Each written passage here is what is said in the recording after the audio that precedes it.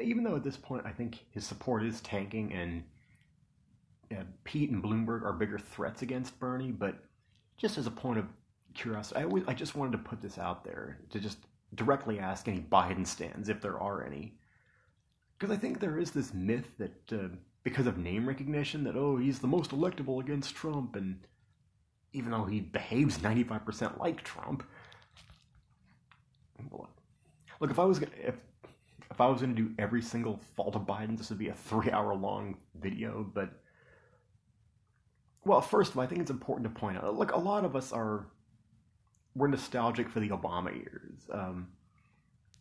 And we didn't know as much about his record back then. Maybe some of us weren't paying as much attention to politics. And it was like, hey, it's Uncle Joe, but it's important to point out that Obama didn't pick him to appeal to black voters, to appeal to young people, or to disaffected voters, or to minorities. He picked him to kind of quelch the conservative old white dudes that were going to be nervous about voting for him. So that's why he picked him. That's why he didn't pick someone more to his left.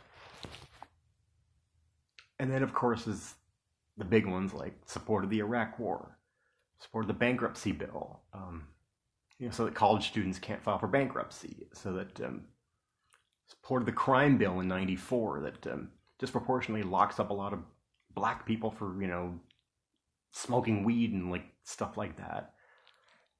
And, I have no empathy for millennials. We got none for you either, pal. The fact that he's creepy with women and doesn't respect personal space.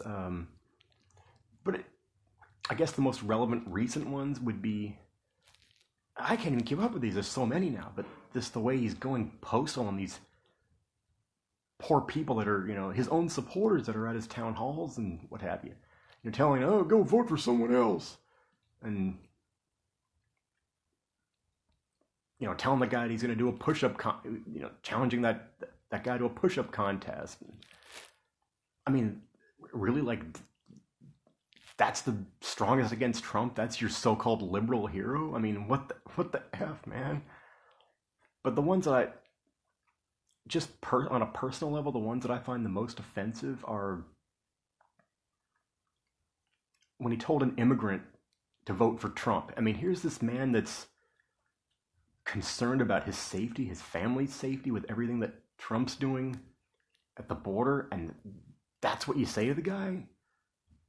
That, and just the one that pissed me off the most was telling someone from the Sunrise Movement, just, again, asked him, wasn't threatening him, wasn't cussing at him, wasn't doing anything out of line, just asked him the simplest question. He's like, look at my record, child.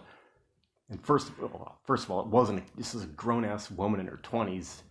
Wasn't a kid, but if it really had been a kid, it would have been just as demeaning and offensive. But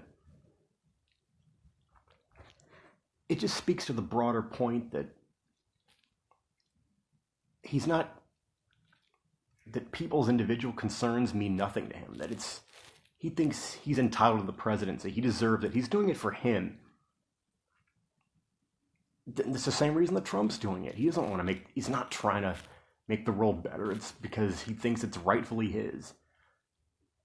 And that just stands in complete contrast to Bernie, who, if you're not for him on certain things, if he's to your left on certain issues, I understand that. But he wants a better world for everyone. He's going to fight for all of us, including you.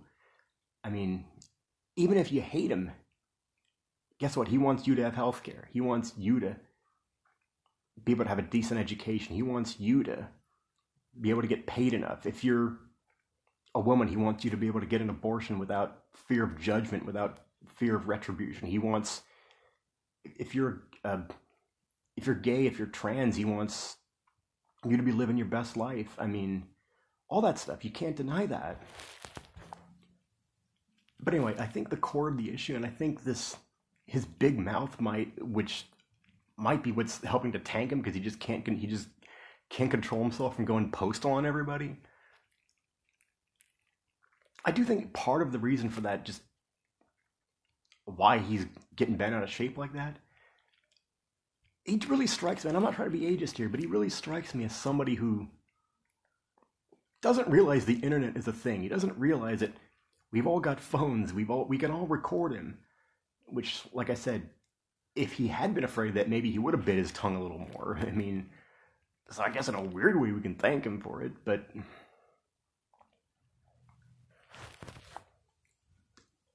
yeah, this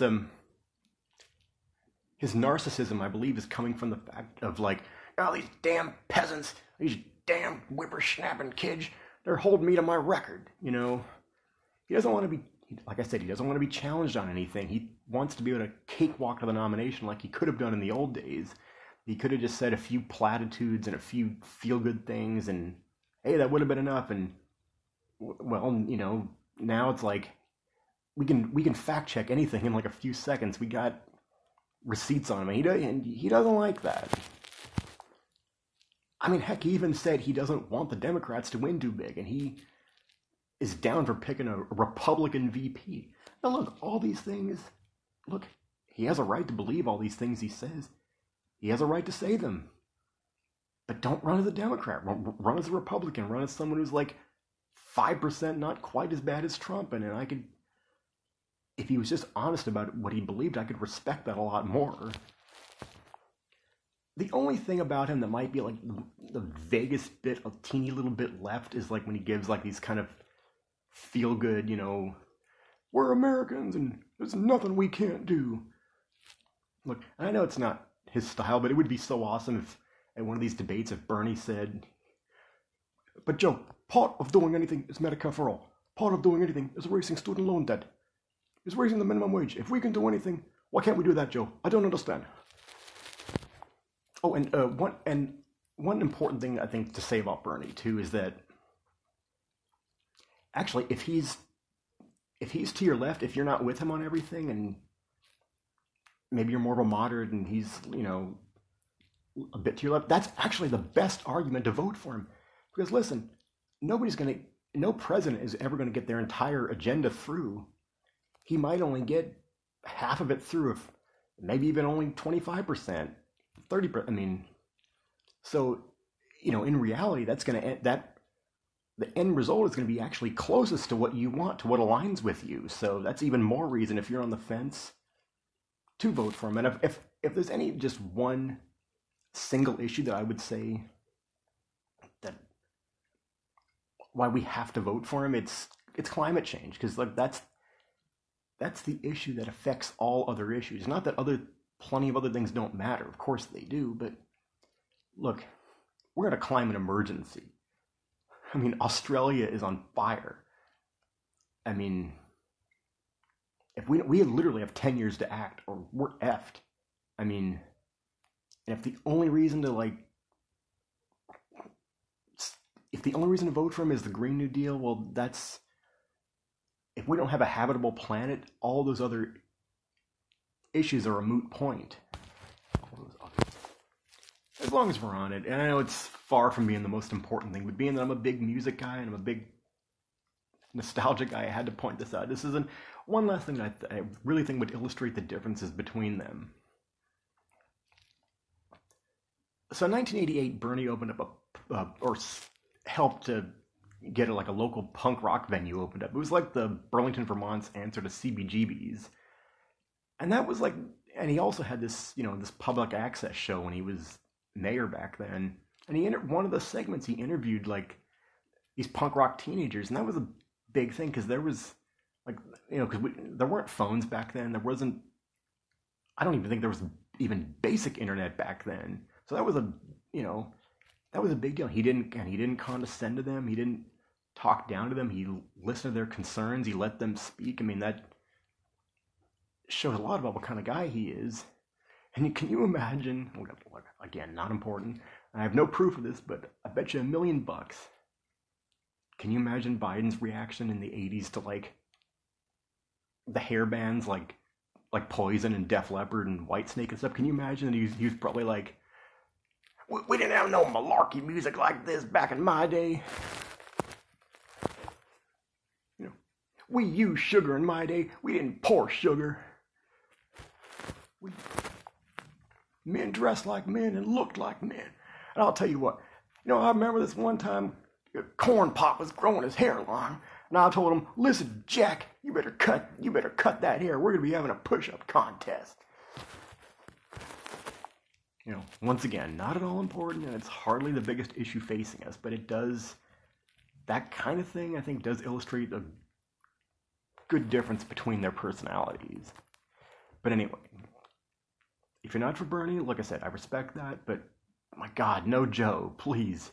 There's no Joe, no Bloomberg, no Pete. Anyone else, I'm down with.